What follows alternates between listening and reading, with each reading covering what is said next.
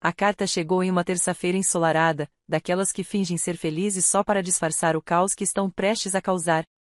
Eu estava terminando meu café da manhã, um pão integral que mais parecia uma lixa com sementes e um café tão fraco que me julgava por olhá-lo muito tempo, quando ouvi o som da caixa de correio se fechar com um estalo seco.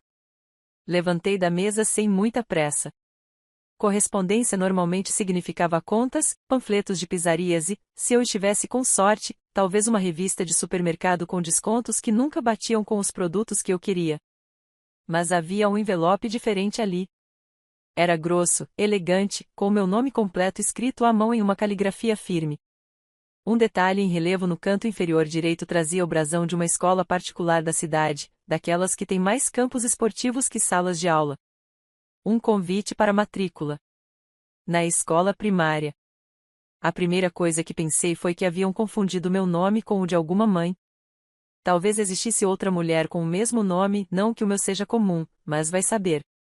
Continuei lendo, esperando encontrar algum erro óbvio. Mas não. A carta me parabenizava pelo início da jornada escolar do meu filho e convidava para uma visita à sala da professora Simone, responsável pela turma do primeiro ano.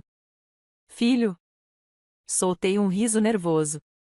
Eu, mãe? Impossível. Eu nunca estive grávida. Nunca fui casada. Nunca sequer tive um relacionamento duradouro o suficiente para cogitar a ideia de filhos. Meu histórico amoroso era tão desastroso que, se fosse exibido no museu, seria classificado como arte contemporânea com direito a audioguia explicativo. Mas a carta estava ali, real, concreta, pesada entre meus dedos. E o mais perturbador era que trazia meu endereço, meu nome completo e o nome da criança. Gabriel. Senti um calafrio. Levantei o olhar como se o mundo pudesse me dar respostas. Gabriel. Era um nome bonito. Forte. Um pouco comum, talvez. Mas não me soava estranho. Estranho era, aquilo tudo. E foi assim que, movida por um impulso que nem Freud explicaria, vesti minha melhor roupa de sou uma adulta sensata e equilibrada, o que, no meu caso, significava calça jeans, camisa branca sem manchas visíveis e um coque caprichado, e fui até a escola. A fachada da escola Nova Aurora era tão branca que refletia o sol com violência. As janelas eram grandes, as crianças corriam pelo pátio como se estivessem fugindo de uma prisão dourada. Entrei me sentindo uma impostora. Na recepção, uma moça com voz doce demais me olhou como quem já tinha decorado meu rosto. Isso me deu um leve desconforto no estômago. Ela sorriu, inclinando-se levemente para a frente. Você é a mãe do Gabriel, certo? Professora Simone está te esperando. Engoli seco. Eu sou, sim, respondi, antes que meu bom senso me desse uma rasteira. Ela apontou o corredor à esquerda. Sala 23. Segunda porta à direita. Pode ir direto. A caminhada até a tal porta foi silenciosa, exceto pelo barulho das cadeiras sendo arrastadas, risadas infantis e o som ocasional de um apito do professor de educação física, que provavelmente achava que era treinador da seleção brasileira. Quando cheguei, a porta estava entreaberta. Bati levemente. Professora Simone? Uma mulher de meia idade, com olhos cansados e um coque desalinhado, se virou devagar. Quando me viu, seus olhos se arregalaram e, por um segundo inteiro, ela paralisou.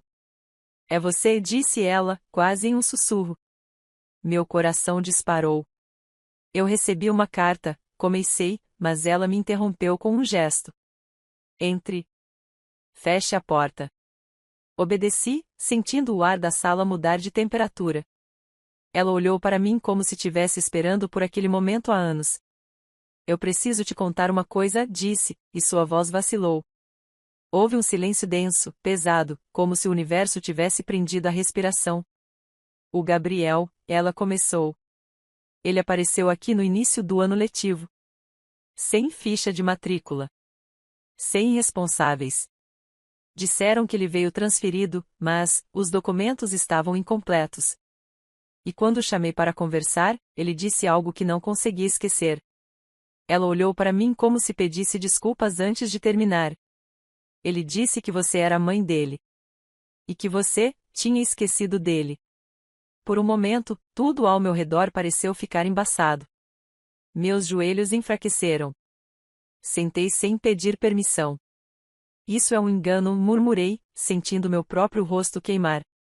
Eu nunca estive grávida. Nunca deixei criança nenhuma. Isso é absurdo. Mas Simone continuava me olhando como se quisesse acreditar em mim, mas não pudesse. Ele sabe o seu nome. Seu endereço. Sua comida favorita. Disse até que você cantava para ele antes de dormir. Aquilo foi um soco no estômago. Porque eu nunca cantei para ninguém dormir. Mas, de repente, era como se uma lembrança estivesse tentando emergir, uma música qualquer, uma voz abafada, um quarto com luz fraca. Balancei a cabeça. Isso não faz sentido, repeti, sentindo a garganta fechar. Ele está aqui, disse ela. Quer vê-lo? O corredor parecia mais longo agora. Cada passo era uma pergunta sem resposta. Quando parei diante da sala de aula, Simone abriu a porta devagar e me deixou espiar. Ali, entre as outras crianças, havia um menino de cabelos escuros e bagunçados, olhos grandes e intensos. Ele ria de algo que a coleguinha do lado disse, enquanto segurava um lápis azul entre os dedos. Parecia um garoto comum. Até que ele me viu. E, num segundo, o sorriso sumiu. Seus olhos se encheram d'água. Levantou-se devagar, ignorando a professora assistente que tentava segurá-lo, e correu em minha direção. Mamãe? Foi instintivo. Meu corpo travou, mas meus braços se abriram. E quando ele me abraçou com força, algo dentro de mim, algo que eu nem sabia que existia, estalou. Ele cheirava a giz de cera e shampoo infantil. E o jeito como enfiou o rosto no meu pescoço parecia familiar. Mas não podia ser. Quem é você? Sussurrei, mesmo com os olhos ardendo. Ele se afastou só o suficiente para me encarar. Sou seu filho, mamãe. Você me esqueceu, mas está tudo bem.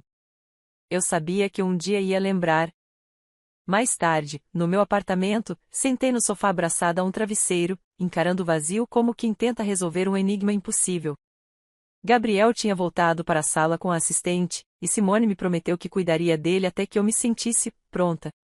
Pronta? Como alguém se prepara para descobrir que tem um filho? Peguei a carta de novo. Reparei em algo que havia ignorado antes. Um número de protocolo, carimbado no canto superior. Corri para o computador e pesquisei. Era o número de um processo, de guarda. No site do tribunal constava o nome de uma mulher que eu não via há anos, minha tia Vera. A louca da família. A que todos evitavam. A que dizia que os homens controlavam o tempo e que os bebês vinham de estrelas. A mesma que sumiu de repente, alegando estar cansada dos segredos. Ela havia me colocado como responsável legal de uma criança. De Gabriel. E, de alguma forma, o processo fora aprovado há 6 anos. 6 anos.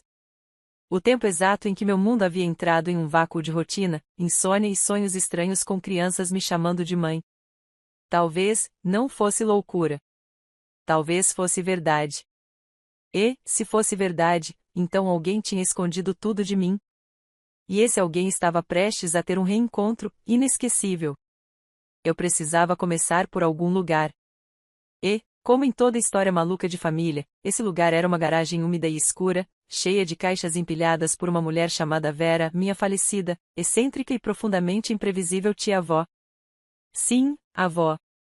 Porque mesmo sendo irmã da minha avó, ela se recusava a aceitar o título e dizia que a tia soava mais jovem. E agora, mesmo morta há quase 2 anos, segundo um obituário mal diagramado que encontrei numa pasta na internet, ela continuava me dando dor de cabeça. Na tela do computador, lá estava o processo, guarda legal transferida para mim, por decisão da própria Vera, homologado pelo juiz da Vara de Infância e Juventude do município de Itaguaçu. Um lugar onde eu nunca pus os pés na vida. Ou, talvez tivesse colocado. E esquecido. O pensamento me deu arrepios. Resolvi então visitar o último endereço dela, que constava nos autos do processo. Se tinha alguma chance de entender o que diabos estava acontecendo, era lá. E se havia uma explicação lógica, alguém deixaria um bilhete debaixo do tapete dizendo: você teve um surto coletivo com chá de ervas. Eu aceitaria feliz. Cheguei à casa de Vera no dia seguinte, uma terça-feira cinza com cheiro de chuva. O imóvel era velho, com pintura descascada e uma cerca que claramente tinha desistido da vida. Mas tinha algo mais estranho: a porta da frente estava entreaberta. E ninguém morava lá há meses. Pisei devagar na varanda, o assoalho rangendo de forma dramática, como se quisesse gritar a ela está invadindo, para toda a vizinhança. Alô? Chamei, sentindo a voz ecoar para lugar nenhum. Silêncio. Entrei com cuidado. A casa estava repleta de traços de Vera, livros sobre espiritualidade, fotos desfocadas de lugares desconhecidos, e uma parede inteira com recortes de jornais, como um daqueles painéis de detetive nos filmes, só que muito mais bagunçado.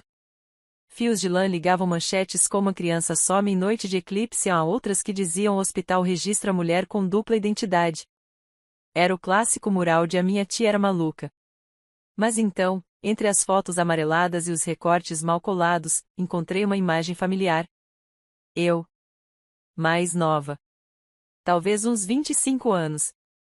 Cabelo curto. Um olhar que não lembrava ser meu. Eu estava com um bebê no colo. E, atrás de mim, Vera sorria como quem sabe de um segredo que o mundo inteiro ignora. Meus dedos tremiam. Virei a fotografia.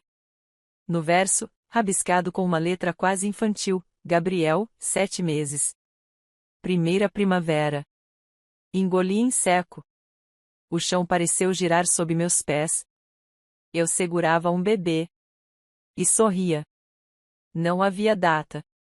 Não havia local. Mas havia eu. E ele.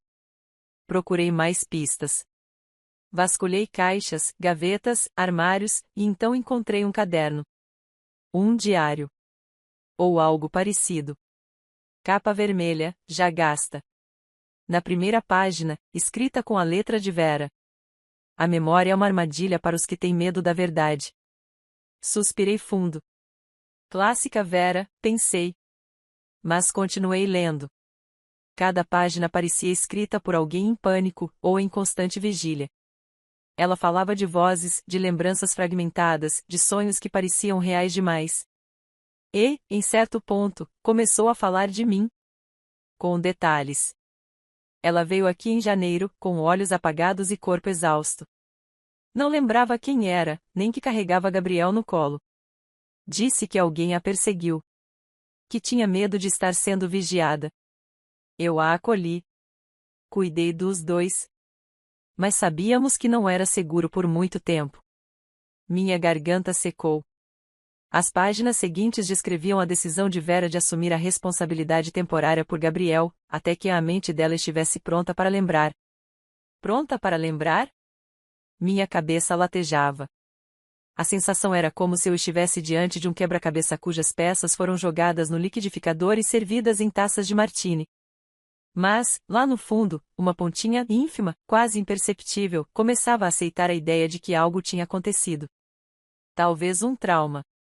Talvez um acidente. Talvez algo que minha mente, por pura autopreservação, decidiu apagar. De volta ao meu apartamento, Gabriel brincava com um lápis de cor sobre a mesa da cozinha.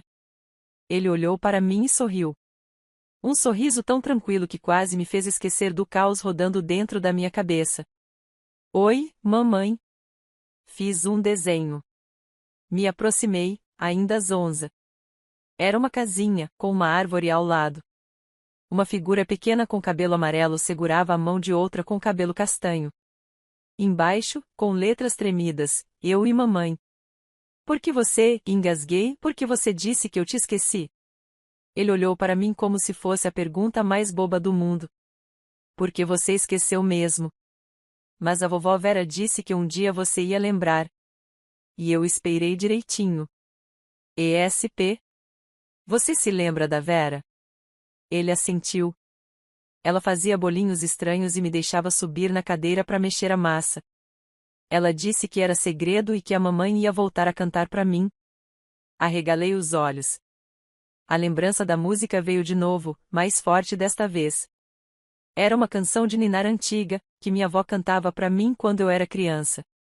Eu a esqueci por anos. E agora, ali estava ela, ressurgindo como um fantasma carinhoso. Sentei ao lado dele. Minha mão tremia quando peguei a folha de papel. Gabriel, você se lembra de quando nos separamos? Ele franziu a testa. Tinha um moço bravo. E uma moça que me chamou de ancoisa. A vovó gritou. Depois ficou escuro. E acordei com ela me segurando. Mas ela disse que você estava muito doente, e que eu tinha que ser forte. Moço bravo. Moça que chamava ele de ancoisa. Doença. Apagão. Meu coração apertou. Havia algo muito errado nessa história. E, pelo que tudo indicava, eu era o elo frágil entre um passado enterrado e uma verdade distorcida. Naquela noite, não dormi. Revi tudo. As fotos. O caderno. A carta. Os olhos de Gabriel. O abraço. As palavras da professora Simone. O mural de Vera. E cheguei à única conclusão lógica que se pode ter quando nada parece lógico. Alguém quis apagar minha maternidade da minha memória. Mas por quê? Por que alguém faria isso? Quem se beneficiaria de me afastar do meu filho, me fazer esquecer que ele existiu, que eu existi como mãe? E então me lembrei de uma última visita ao hospital, anos atrás. Um desmaio sem explicação. Uma internação de 2 dias. Exames inconclusivos. Alta rápida. E o médico que parecia desconfortável. Não anotei o nome. Não achei nada demais na época. Mas agora, sob essa nova luz, tudo parecia suspeito. Talvez houvesse algo mais sombrio por trás. Algo que envolvia mais gente do que eu imaginava. Eu precisava de respostas. Mas, acima de tudo, eu precisava proteger Gabriel. E, desta vez, ninguém ia me apagar da vida dele. Nem mesmo se tentassem me convencer de novo de que ele era só um sonho. Na manhã seguinte, eu fiz algo que não fazia há anos. Fui até o hospital em que estive internada anos atrás, o mesmo onde, segundo meus registros, fui tratada por um desmaio e liberada 2 dias depois com um provável quadro de estafa emocional. Estafa emocional. Que diagnóstico conveniente. O hospital não era muito longe da casa onde morava na época. Era um prédio de tijolos bege, com uma recepção que tentava parecer acolhedora, mas falhava miseravelmente. As cadeiras pareciam desconfortáveis de propósito, como se quisessem garantir que ninguém demorasse demais. O som ambiente era uma mistura entre tosses secas, passos apressados e uma música instrumental tão calma que quase irritava. A atendente olhou para mim como se já tivesse vivido aquele dia 1000 vezes. Nome completo: Mariana Azevedo de Lima, respondi, firme. Ela digitou com os dedos longos e unhas cor de vinho. O monitor refletia no fundo dos óculos. Em poucos segundos, ela levantou os olhos. Você esteve internada em 2017, por 2 dias. Só isso. E posso acessar o prontuário? Laudos, exames? Ela hesitou. Só com autorização judicial ou se for a paciente. E mesmo assim, o prazo para arquivamento digital já passou. Teríamos que verificar o físico. E isso, olhou para o relógio, pode levar um tempinho. Eu espero, disse, com um sorriso educado demais para ser honesto. Ela suspirou, levantou e sumiu por uma porta lateral. Fiquei sozinha ali, observando os detalhes ao redor. Um quadro torto com a imagem de um campo florido. Um ventilador de teto que fazia mais barulho que vento. Um homem dormindo com a cabeça encostada na parede. E então, ouvi passos se aproximando. Quando levantei o rosto, esperava ver a atendente. Mas quem apareceu foi um homem. De jaleco branco. E rosto conhecido. Muito conhecido. Era o mesmo médico que me atendeu anos atrás. Doutor Marcelo. Alto, grisalho, elegante demais para o hospital em que trabalhava. Tinha aquele tipo de olhar que tenta transparecer empatia, mas escorrega em cada tentativa. Mariana? Que surpresa te ver aqui, disse ele, como quem encontra um velho colega de escola, e não uma paciente com histórico de apagão de memória e filho misterioso. Fingiu o mesmo entusiasmo. Doutor Marcelo. Quanto tempo! Vim buscar uns registros antigos. Lembra daquela internação em 2017? Ele engoliu seco. Por um segundo, seus olhos desviaram, e algo se mexeu em sua expressão. Claro, claro. Foi algo leve, se bem me recordo. Um colapso por estresse, certo? Curioso, respondi, inclinando a cabeça. Eu não me lembro de absolutamente nada. Nem de ter vindo parar aqui. Nem de ter sido liberada 2 dias depois. Nem do motivo de estar com um filho no colo 7 meses depois. Silêncio. Ele arregalou os olhos, disfarçou com um sorriso pálido. Desculpe, filho. Gabriel. Deve lembrar. Bebê de 7 meses. Segundo Vera, minha tia, eu cheguei aqui com ele. Aparentemente em pânico. Me internaram. E, quando me deram alta, eu o esqueci. Ele pareceu lutar com as palavras. E então, cruzou os braços. Mariana, às vezes o trauma causa bloqueios. Sua tia era conhecida por suas ideias pouco convencionais. Talvez tenha criado essa história por preocupação. Ou invenção mesmo. Você sabe como ela era. Dei um passo à frente. Engraçado. Porque a justiça reconheceu a guarda. E eu fui legalmente responsável por Gabriel durante anos, mesmo sem saber disso. Agora, me diga, doutor, quem assinou os papéis por mim? Quem foi o gênio que aprovou um processo judicial com meu nome enquanto eu estava internada e, convenientemente, inconsciente? Ele empalideceu. Tentei manter a calma. Mas estava tremendo por dentro. Foi você, não foi? Ou indicou alguém? Me sedaram. E me apagaram. Ele deu um passo para trás. Mariana, você precisa entender, começou, mas eu o interrompi. Eu entendi. Entendi tudo. Você me drogou ou permitiu que me drogassem. E enquanto isso, alguém forjou assinaturas, sumiu com meu filho e fez com que eu acreditasse, nos últimos anos, que era uma mulher sozinha, sem vínculos, com uma vida vazia e sem lembranças, porque isso era mais conveniente para alguém. Ele me encarou por alguns segundos. A máscara de bom médico escorregava de seu rosto. E então, finalmente, deixou escapar. Eu só fiz o que mandaram. Quem? Ele hesitou. Seu pai. Saí de lá em transe. As palavras martelavam na minha cabeça. Meu pai. Não nos falávamos há anos. Depois que minha mãe morreu, ele se casou com uma mulher que me chamava de peso emocional. Decidiu que precisava recomeçar.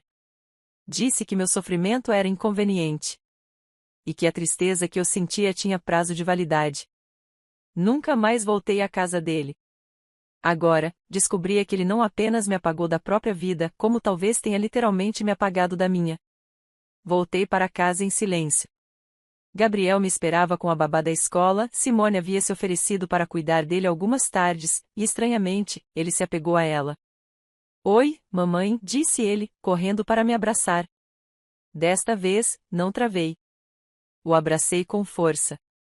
E jurei ali, em silêncio, que ninguém mais tocaria nele. Nunca mais.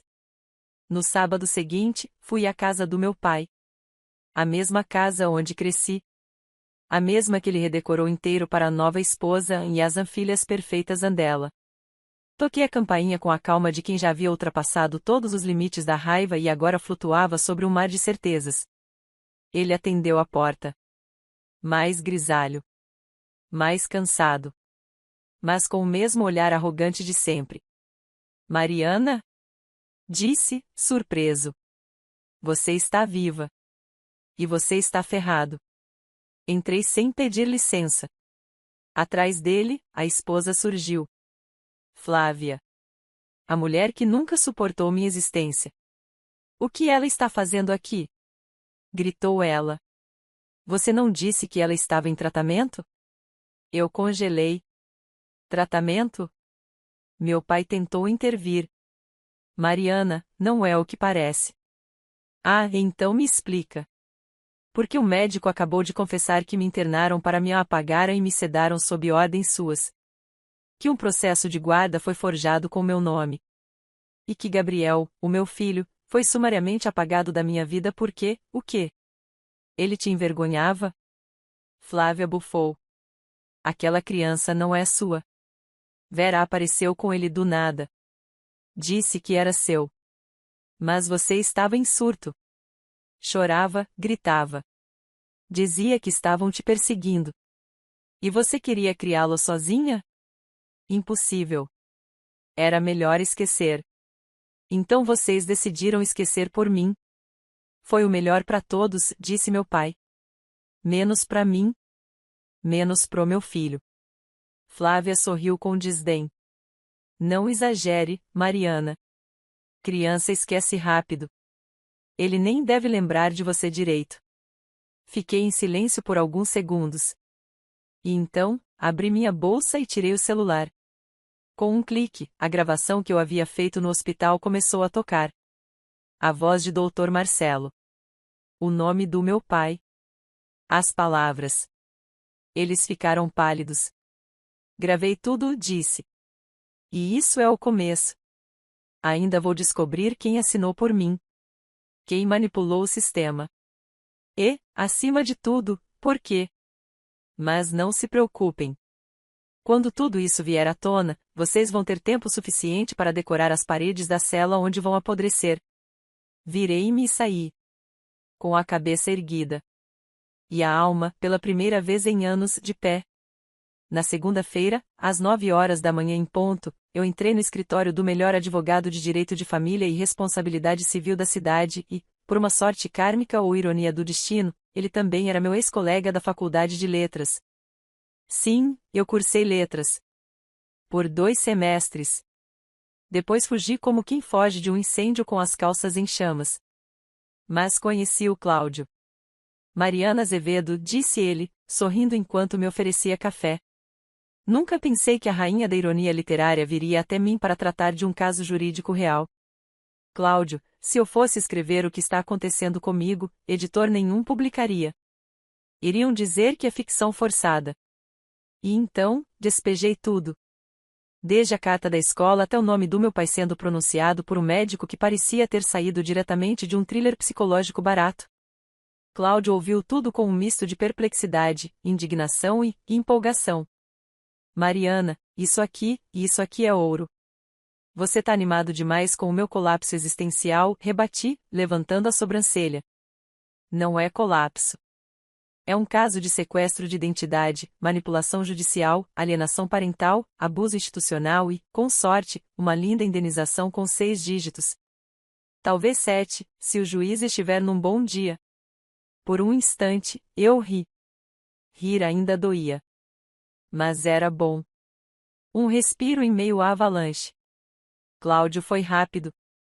Em 2 dias, conseguimos acesso ao processo de guarda com documentos assinados e, surpresa!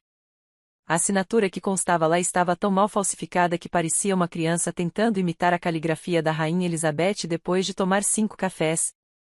Um perito confirmou, não era minha. Em paralelo, descobrimos que a tal internação de 2017 fora bancada, pelo meu pai. A fatura estava no nome da empresa dele. Uma doação emergencial para custeio de tratamento emocional da filha instável. Instável. Essa palavra grudou na minha garganta como uma espinha interna prestes a explodir. Aos poucos, as peças começaram a se encaixar. Meu pai não queria escândalos. Nunca quis. Quando descobriu que eu estava grávida, sim, porque eu estive, e os exames no hospital também estavam ali, camuflados sob camadas de relatórios ambíguos, ele surtou. Flávia, a esposa troféu, também. A paternidade fora vista como um erro. Um obstáculo. E, em vez de aceitarem minha decisão de criar Gabriel sozinha, decidiram me apagar da equação. Sedaram. Internaram. Falsificaram. E jogaram o menino nos braços da única pessoa que ainda enxergava a humanidade naquela família, Vera. Minha tia louca. Minha tia maravilhosa. Cláudio foi direto ao ponto, vamos com tudo. Processo contra o hospital, contra o médico, contra o cartório que permitiu os documentos, contra o Estado. E contra meu pai e Flávia. Criminal e cível. Mas eu queria mais. Eu quero que todo mundo saiba o que eles fizeram, disse, firme. Quero que Flávia não possa mais sorrir em público sem ser chamada de sequestradora de neto. Quero que meu pai não consiga mais andar na rua de cabeça erguida. Você quer exposição. Eu quero justiça. Mas se ela vier com repercussão e vergonha pública, melhor ainda. A primeira audiência foi marcada para a semana seguinte. E, como era de se esperar, meu pai chegou com um ar de quem ainda se achava dono do mundo. Flávia entrou logo atrás, com um blazer rosa-choque que parecia berrar a sou inocente em maquiagem digna de tribunal de novela mexicana. Cláudio e eu estávamos impecáveis. Ele de terno azul marinho. Eu, de preto, como quem foi ao funeral da última mentira daquela família. O juiz nos chamou. As partes se sentaram. O silêncio na sala era espesso. E então, Cláudio começou. Ele narrou toda a sequência dos fatos com detalhes, pontuando cada absurdo com pausas dramáticas que teriam feito orgulho a qualquer roteirista de teatro. Mostrou os documentos, os laudos de falsificação, os trechos gravados do médico, os exames do hospital. E então, mostrou a foto. Aquela. Eu com Gabriel no colo. Vera sorrindo ao fundo. O juiz a encarou por longos segundos. Isso parece uma mãe com seu filho, disse, mais para si mesmo do que para a ata. Quando meu pai foi chamado a depor, gaguejou. Fiz o que achei certo na época. Drogar a própria filha e apagar a existência do neto? Interrompeu o juiz, com uma expressão de nojo. Flávia tentou se defender. Vera era instável. Quis manipular a Mariana. E o menino, poderia nem ser dela. Foi nesse momento que levantei. Com cuidado, retirei da bolsa o teste de DNA, feito com a ajuda de Cláudio. Posso, meritíssimo? O juiz assentiu. Entreguei o envelope. Ele leu. Silêncio. Compatibilidade genética confirmada. Gabriel é, indiscutivelmente, filho biológico de Mariana Azevedo de Lima. A sala murmurou. Flávia empalideceu. Meu pai abaixou a cabeça. Querem acrescentar mais alguma coisa? Perguntou o juiz, com um tom que já antecipava o veredito. Cláudio respondeu por mim. Apenas que Mariana quer a guarda definitiva do filho que lhe foi retirado de forma criminosa. E que seja aberto processo criminal contra os envolvidos, incluindo indenização por danos morais, sequestro civil e falsificação de documentos públicos. O juiz assentiu. E decretou ali, naquele mesmo instante, a guarda definitiva. O som do martelo foi a música mais linda que já ouvi. Mas não acabou aí. Algumas semanas depois, um repórter local, amigo de Cláudio, pediu uma entrevista. O caso já corria entre os bastidores do fórum, ganhando atenção pela bizarrice e gravidade. Eu aceitei. Mas com uma condição: queria dar meu relato em primeira pessoa. Como uma carta aberta. O jornal publicou em destaque: esqueceram que eu era mãe. Mas eu lembrei. E agora todos vão lembrar também. A matéria viralizou. As redes sociais fizeram o resto. O nome de Flávia virou sinônimo de madrasta cruel. Meu pai virou meme em grupos de WhatsApp. O hospital começou a ser investigado. E Dr. Marcelo? Licença médica por motivos de saúde emocional. Engraçado, né? O melhor momento, porém, ainda estava por vir. Na festa da escola de Gabriel, um mês depois, a diretora anunciou que a turma faria uma homenagem às mães. Simone, a professora, sorriu para mim antes de começar a chamada. Gabriel. Pode vir. Ele subiu ao palco. E com o microfone na mão, disse: Essa é minha mãe. A mais corajosa do mundo. Ela lutou por mim mesmo quando não lembrava de mim. Agora, eu lembro por nós dois. Eu chorei. Feio. Com soluço. Com maquiagem escorrendo. E pela primeira vez na vida, ninguém tentou me calar. Depois da apresentação, várias mães vieram falar comigo. Algumas contaram histórias. Outras apenas me abraçaram. Uma delas, em especial, disse algo que carrego comigo até hoje. A maternidade é um vínculo de alma, não de lembrança. E se sua alma não esqueceu dele, então você nunca o perdeu. Sorri. Pela primeira vez, com paz. Flávia me procurou por mensagem, tentando resolver tudo sem escândalo. Disse que estava arrependida e que a família precisava se curar. Me ofereceu dinheiro. Eu respondi com uma única frase. Dinheiro compra silêncio. O meu, agora, custa sua ausência. Ela nunca mais respondeu. Meu pai tentou ligar dias depois. Bloqueei. E a vida, aos poucos, começou a se reorganizar. Com Gabriel. Com verdade. Com memória. Com força. Com a certeza de que quem tenta apagar uma mãe da vida de um filho, nunca mais será esquecido. O verão chegou como uma visita barulhenta, invadiu a cidade sem pedir licença, derramando sol em excesso e fazendo até os passarinhos parecerem cansados. Mas, pela primeira vez em muito tempo, eu acordei sem medo. Gabriel dormia profundamente ao meu lado, o braço pequeno jogado por cima da minha barriga como se o mundo inteiro coubesse naquele abraço. Na cabeceira, havia uma moldura com nossa foto mais recente, tirada no mesmo parque em que, anos atrás, Vera me levou quando eu era criança. Na imagem, eu estava rindo. E ele também. Essa foto era minha declaração de guerra vencida. Minha bandeira fincada.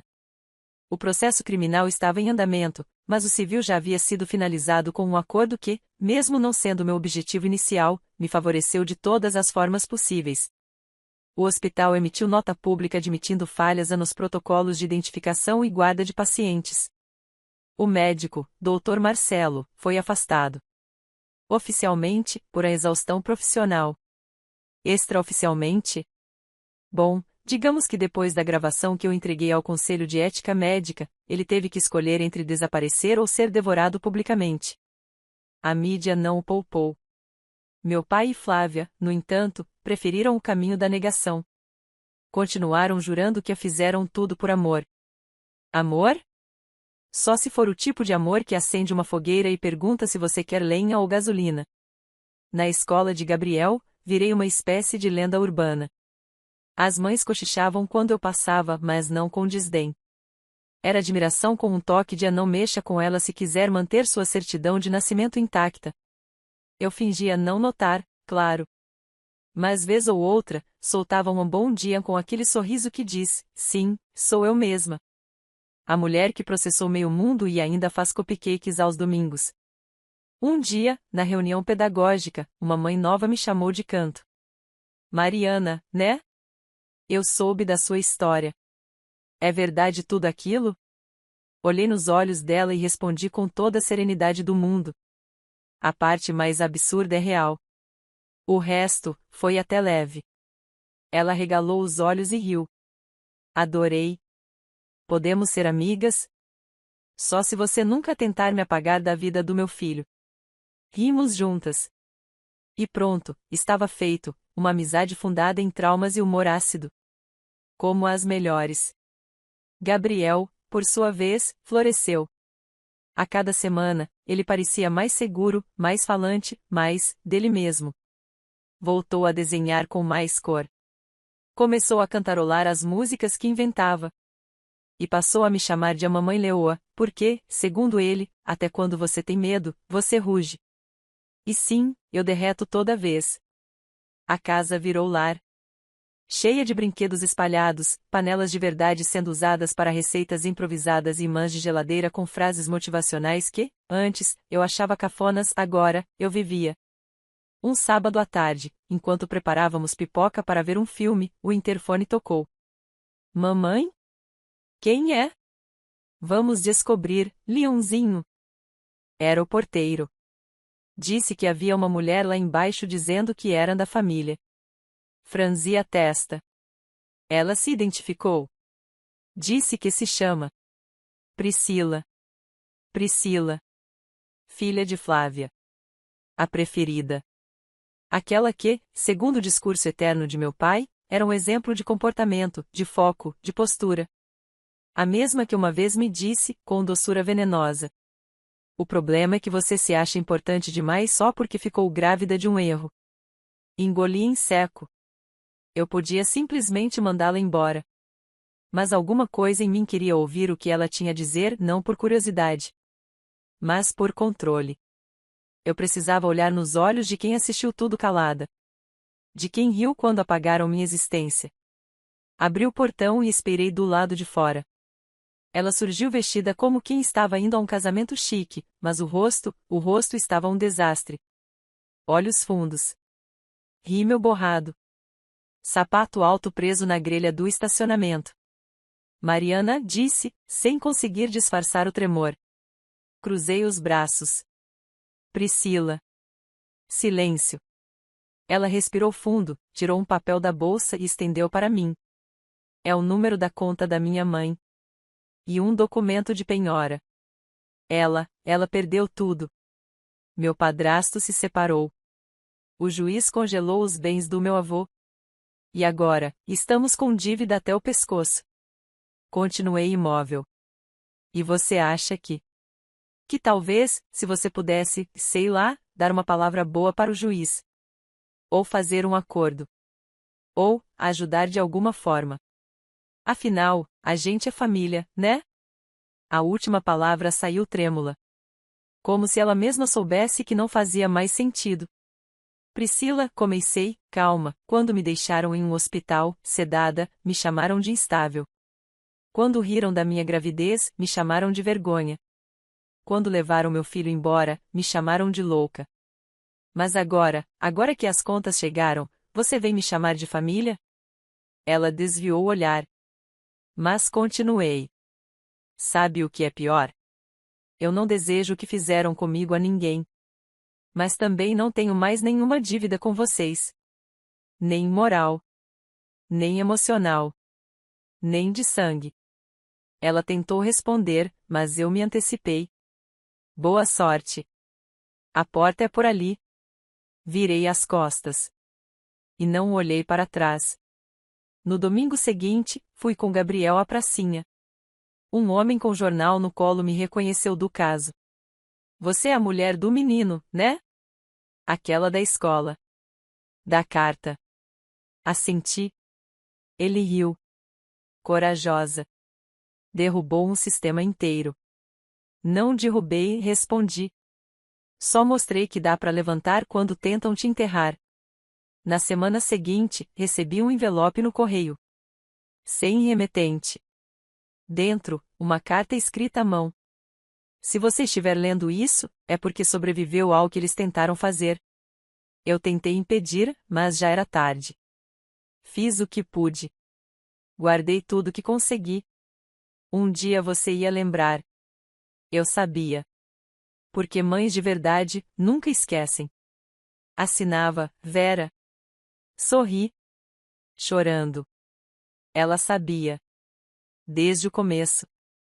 Ela me preparou. Deu pistas. Guardou provas. Salvou meu filho. E me deu a chance de ser mãe, de novo. Hoje, Gabriel dorme em paz. Tem seus brinquedos, seus livros, seus sonhos. E tem a mim. Inteira. Nossa casa tem um mural com as palavras que ele mais gosta. A última que ele colou com fita colorida foi memória. Olhei para ela por um longo tempo. E então entendi. Eles tentaram me fazer esquecer. Mas agora, o mundo inteiro vai lembrar. Fim.